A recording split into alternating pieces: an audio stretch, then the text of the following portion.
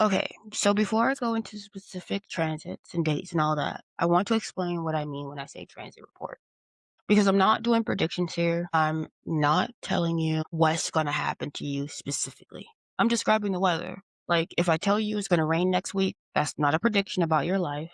That's just the conditions. What you do in the rain, that's up to you. You can carry an umbrella, girl. You can dance in it. You can stay inside. The rain's still going to rain regardless. It's going to do what it's got to do. And that's what transits are. They're the collective weather system we're all moving through, the environmental conditions, the seasonal climate that everyone's navigating, whether you're paying attention to astrology or not. So this report is just me tracking what seasonal energy is dominant, what survival strategies are activated in the collective, what's being tested, what observable patterns we should watch for, not predictions, conditions. And I'm going to be real with you. January 20th, 2026 through February 28th, 2026, that's deep to late winter. And winter is not easy, y'all. So here's where we are seasonally, or where we're going to be. I'm starting this from January 20th, 2026. And this is the transition point when the sun moves from Capricorn to Aquarius. And that's a big shift in winter consciousness. Capricorn is early to mid winter. That's structure, endurance, personal responsibility. Capricorn is, I will hold this together through sheer force of will. It's discipline, containment. It's one foot in front of the other even when you're exhausted. Capricorn winter says to maintain the structure, protect the resources, and keep yourself upright because collapse is not an option. Basically, individual survival through responsibility. But then January 20th hits and the sun moves into Aquarius and the whole energy shifts. Aquarius is deep winter, and deep winter is different. Because by the time you get to Aquarius season, individual endurance isn't enough anymore. You can't survive deep winter alone. You need the collective. You need shared intelligence. You need the group to function as a system. So the focus shifts from I must endure to we must coordinate. And this is why we call Aquarius the sign of the humanitarian, the water bearer. Capricorn is a sign that asks, what must I carry? What's my responsibility? But Aquarius, it inquires what benefits the whole and how do we survive as a system.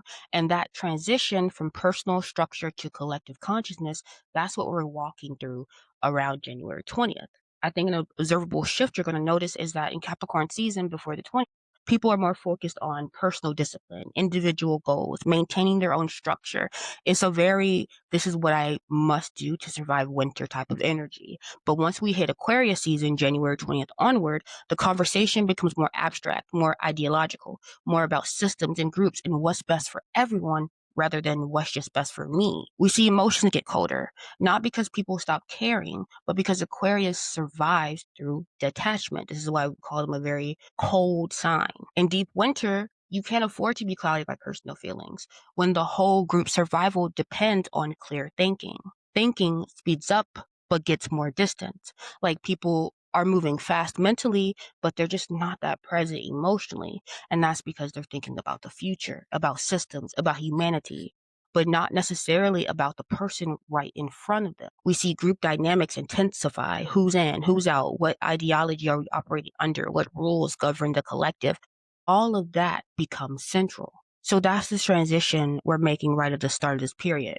We're moving from Capricorn's I will hold the line to Aquarius's we must think our way through this together.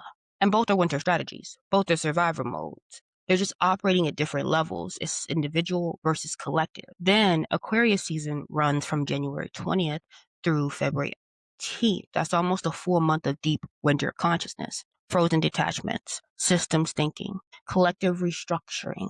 This is when the collective nervous system is running on fumes, thinking abstractly because it has to, because there's no emotional response left to spare for individual needs. And then February 19th, we shift again. The sun moves into my season, Pisces. Pisces is late winter, the end of the cycle. And Pisces is dissolution before spring. It's exhaustion. It's when boundaries collapse because we're holding form for too long through Capricorn discipline, Aquarius detachment, and we just can't anymore. Listen, I'm a Pisces, so I know this season intimately. This is when people start to fall apart before they can rebuild. And that's not failure. That's the cycle completing itself. That's winter composting everything it couldn't process so that spring has soil to grow in. So to kind of summarize that whole arc that I just covered, January 20th through February 18th is Aquarius season, deep winter. That's individual responsibility. It gives way to collective coordination. Emotional distance feels normal, even necessary. Ideological conflicts intensify because Aquarius needs principles when feelings are frozen. Systems thinking dominates. Detachment is the survival strategy. And then, like February 19th, Pisces season, late winter, collective structure will give way to disillusion. Boundaries get porous, confusion spikes, exhaustion peaks, emotional flooding or complete numbness, and everything that winter froze starts to melt, and that's messy. And the whole journey is personal endurance to collective detachment to total dissolution, and then spring, but that's we're going a little too far there. What this means for all of us navigating this period is that if you're feeling detached, cold, or like you can't access your feelings the way you usually do in January, that's just kind of Aquarius. That's deep winter. That's seasonal. And if you're feeling like you're falling apart in late February, like you can't hold it together anymore, like your boundaries are dissolving, that's also seasonal. That's Pisces. That's late winter doing exactly what late winter does. Neither of these states is you failing. Both of these states are you being human in winter, responding to the conditions around you.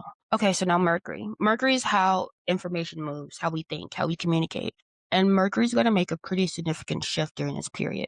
From January 1st through February 14th, Mercury's in Aquarius. My sign again. So information flow is detached, systematic, future focused. Observable patterns I think you're probably going to see is that conversations will feel cold. Like people are talking at each other, not to each other. Everyone's intellectualizing instead of feeling. Probably being like, well, logically speaking, you're probably going to hear that a lot. I feel like, well, logically speaking, group thinking versus individual needs will become a tension point. Tech and systems will dominate the discourse, like the conversations about infrastructure, platforms, efficiency, not about how anyone actually feels. And then, ironically enough, February 14th hits, which is Valentine's Day, and this is when Mercury moves into Pisces, and that the entire information climate will shift. Now, we're in Mercury in Pisces territory, which lasts through March 3rd, and this is where things get slippery. Emotion flow becomes vague, intuitive, dissolving. Clarity just kind of drops. Stories become slippery, like you can't pin down exactly what someone meant. Miscommunication spikes because no one's actually saying what they mean. Everyone's speaking in feelings and metaphors. So here's the thing, emotional truth starts mattering more than facts. And that is the Pisces shift. We move from what can be proven to what can be felt. And what gets tested here is like, can you think clearly when language loses precision? Can you communicate without the hard edges? Can you trust intuition when logic stops working? And now we look at Venus. Venus is how we attach, what we're drawn to, how we experience pleasure and connection. And around January 20th, Venus enters Pisces, stays there through February 20th. This is late winter love. And late winter love is porous, it's idealizing, it's very sacrificial. For relationships during Venus and Pisces, boundaries typically blur. Like you don't know where you end and the other person's begin.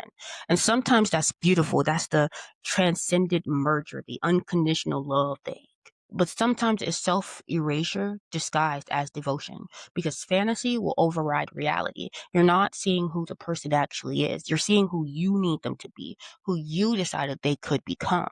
Compassion can spike or becoming a martyr. I think it kind of depends on the day, and sometimes it may be both at once. People merge or disappear. There's no middle ground with Pisces. There is not with us. You're either completely dissolved into the connection or you vanish entirely. F them, I'm out. Some observable patterns in culture could be seeing romantic media going soft. Everything's about forgiveness, second chances, unconditional love.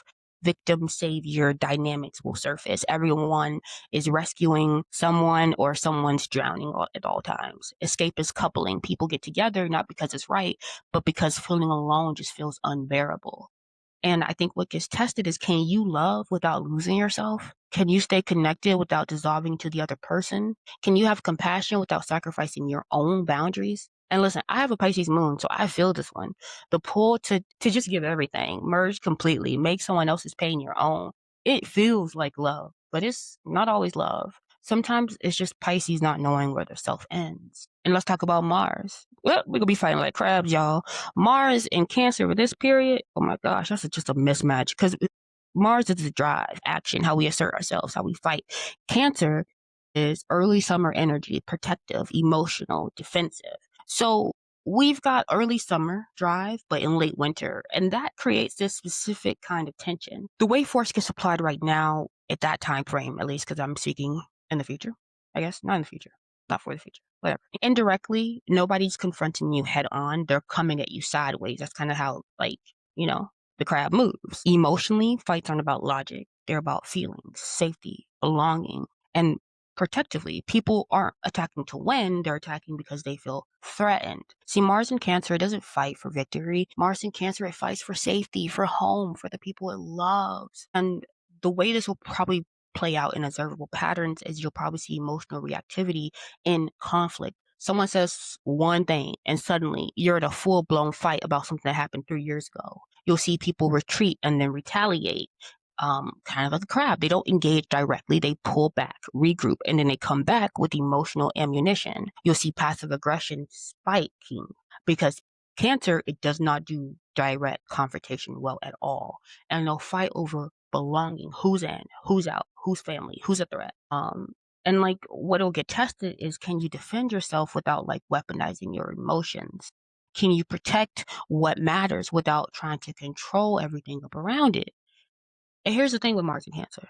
It's mama bear energy. Which can be beautiful when it's protecting something that actually needs protection, right? But if not, it can be suffocating when it's trying to control people in the name of keeping them safe. Now, I want to talk about an aspect. We have Sun, Pluto is going to be in conjunction. And I feel like this is kind of when power meets the system. I think this is a big one. Around January 21st to 23rd, the Sun will be conjuncting Pluto and Aquarius. This is visibility meeting transformation and deep winter collective consciousness. And that's intense. What that activates is like power structures under scrutiny. Like, who actually has power here? And is that power actually legitimate?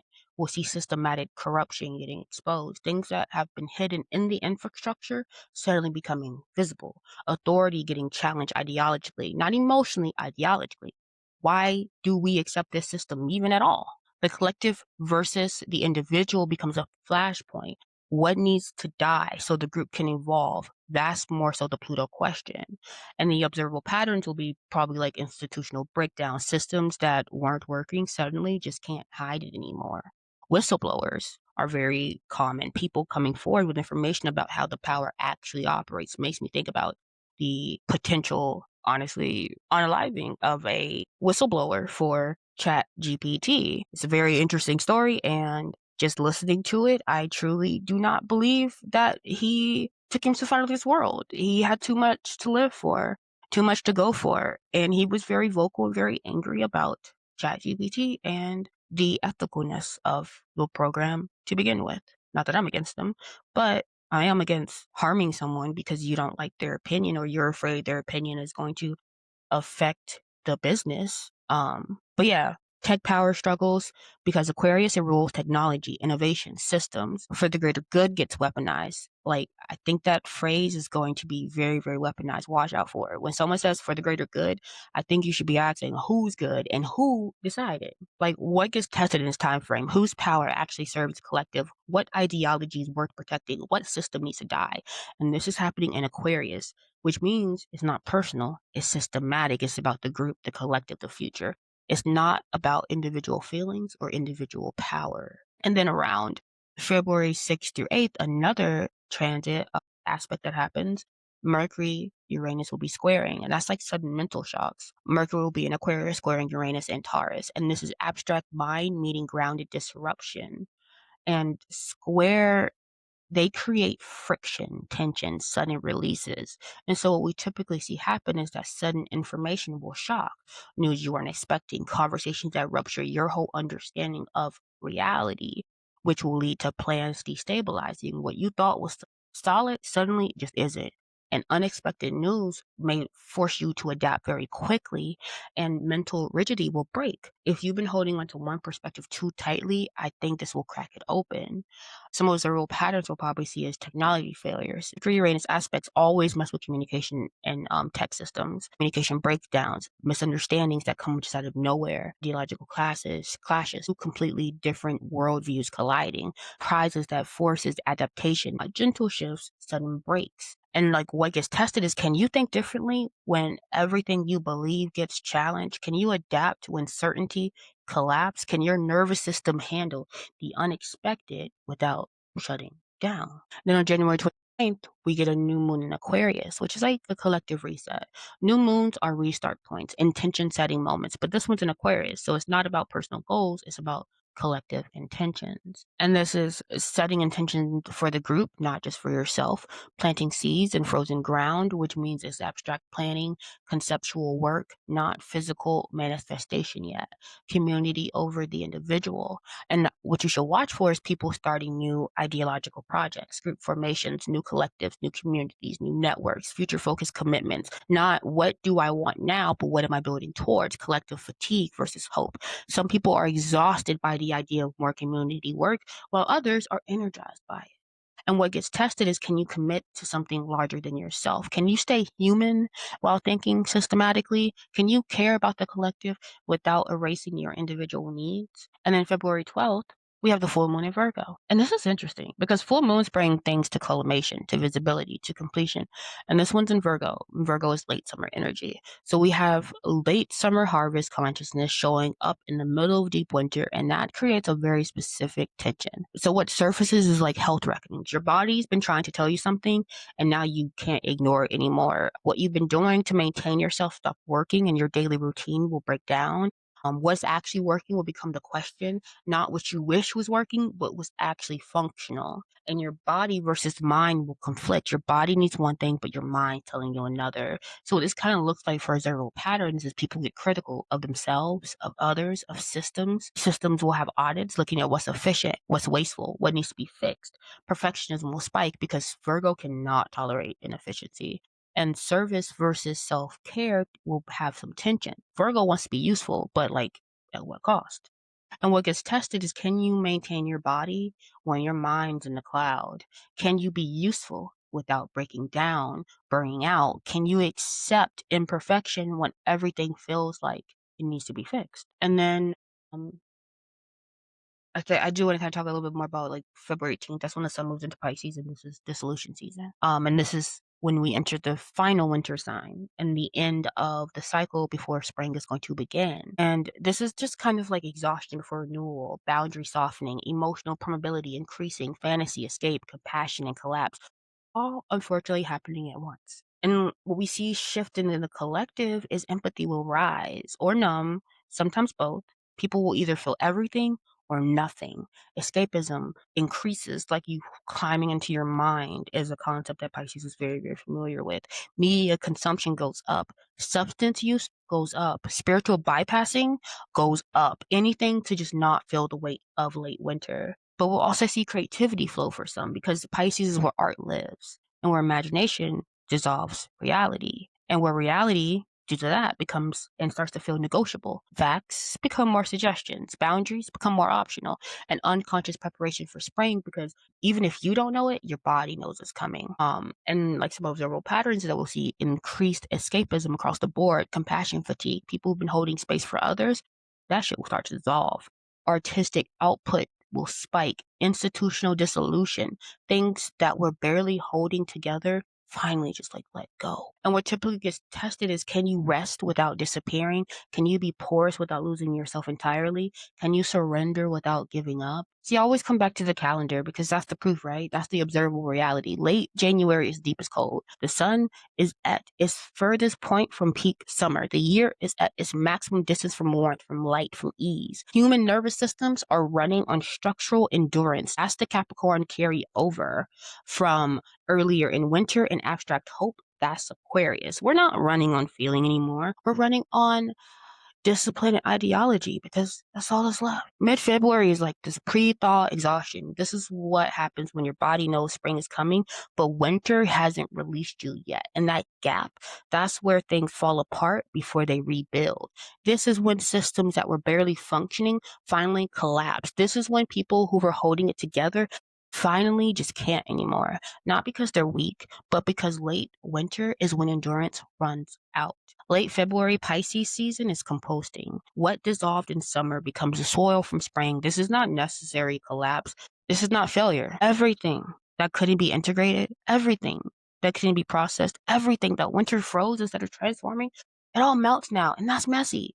And it's supposed to be. I think some observable patterns we could watch out for in whole is in relationships, emotional flooding, like thanks to Venus and Pisces.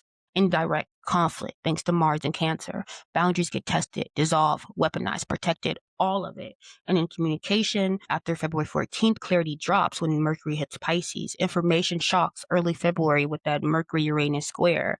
Groups think versus individual voice becomes a real tension. In collective culture, power versus system conflicts with Sun, Pluto, institutional fatigue, things just stopping. Apism, as in across the board, ideological fractures, not emotional splits, ideological breaks. And in your nervous system, deep winter exhaustion is real. If you're tired, that's not you failing. That's you being human in late winter. A need for rest will increase. And if you can't rest, you're gonna hit a wall. If you can't rest, you're gonna be forced to rest. Trust, believe that. Your body will make you. Emotional permeability, and since your body will make you, I advise get ahead of it. Because you don't want when your body makes you, that comes with more consequences than you would probably like to have. And like I said, like emotional permeability will spike, especially during late February. Your body knows spring is coming. You might not believe it yet, but your body always knows. And here's something I'd like people to understand if they actually ever listen. You're not controlled by these aspects or transits. You're not a puppet on a string. The planets aren't making you do anything. You're living inside seasonal weather. That's it.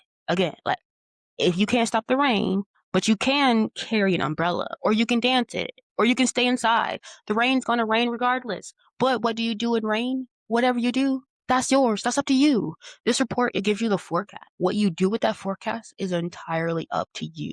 If you know Mercury is about to go into Pisces and communication is going to get foggy, maybe you don't have the important conversation on February 15th. Maybe you just wait a week. Or you have it anyway, knowing it's going to be messy, and you just account for that. If you know Pisces is going to make you want to merge completely with somebody, maybe you build in some reality checks. Maybe you ask a friend to remind you of the red flags. Maybe you journal about it. Maybe you just let yourself feel it fully, like I do, and deal with the consequences later. The transits are the weather. The choices are still yours. Like late January is Aquarius season, Sun Pluto conjunction. I think to expect ideological intensity, people are going to be very, this is what I believe, and here's why you're wrong. Watch for power plays in groups. Who's actually leading? Who's pretending to lead? Who's silent? Set intentions for collective work, not just personal goals. What are you building with others? Don't overcommit to anything yet. Aquarius wants to plan the future, but the future is still really far away. And then when I think about early February, Mercury, Uranus square, Mercury into Pisces, brace for communication disruptions, technology fails, conversations go sideways, misunderstandings spike. Don't let big or make big commitments when Mercury's about to go soft. If you can, wait. Let plans stay flexible. If you're holding too tightly to how things should go, you're going to get frustrated. And when I think about mid-February, which would be the Virgo full moon, really check in on your health. I think that matters. Like listen to your body and what's been trying to tell you. Audit what's actually working, not what you want to be working, but what's functional. Rest is productive. Virgo, weatherize, and I tell you, we don't believe that, but it's true. Fix what needs to be fixing, but don't spiral into perfectionism is another advice I would give with the Virgo full moon during mid-February. And then we get to late February during Pisces season, just let things dissolve. Seriously, like if it's falling apart, let it. Don't force clarity. Pisces, we don't do clarity, okay? We do feeling, intuition, surrender. There's like creativity over productivity. Make art, make music, make something with your hands. Let yourself be unproductive for once. And I'll be taking that advice myself. At that point, during that February Pisces season, spring's about 3 weeks away. Like you're literally almost there. And basically, right now, we're in late winter, and this is late winter, the cold, most abstract, most exhausting part of the annual cycle. Because Aquarius asks, can you think beyond yourself? Can you care about the collective even when you're depleting? And Pisces, it inquires, can you dissolve without disappearing? Can you surrender without giving up? And right now, the collective is just tired, ideologically, emotional, porous, and preparing to rebuild. And if you're feeling all that, you're not broken. You're just in deep winter. Deep winter is hard, man. Spring equinox is March 20th. That's the finish line. That's the last stretch. Ooh, I'll be 32, I think. 32 or 33? 32? I think I'll be 32. I don't remember. Hold what matters. This was composting. Rest when you can. Weather will shift. It always does. Winter doesn't last forever, even when it feels like it will. I feel like this was a lot, and I know some of it probably sounds bleak, but here's the thing. Understanding the season doesn't make the season easier. It just makes it make sense. And when things make sense, when you can see the pattern, when you can understand what you're feeling isn't personal failure, but seasonal reality, I think that helps. At least it helps me. So that's January 20th. through February 28 and 26, deep winter into late winter, Aquarius into Pisces, the collective freezing and then thawing. And I don't think it's going to be easy, but I think we're all going to make it through because spring is coming. It's always coming. Even in the deepest winter, spring is already on its way. You just can't see it yet, but your body knows it. Trust that. All right, I think that's it. That's the transit report. Thank you for letting me walk you through the weather a little bit. Hopefully, I'll catch you next time. Probably when we're all a little closer to spring and a little further from this frozen exhaustion we're all living through right now. So please stay warm out there, internally and externally. Seriously.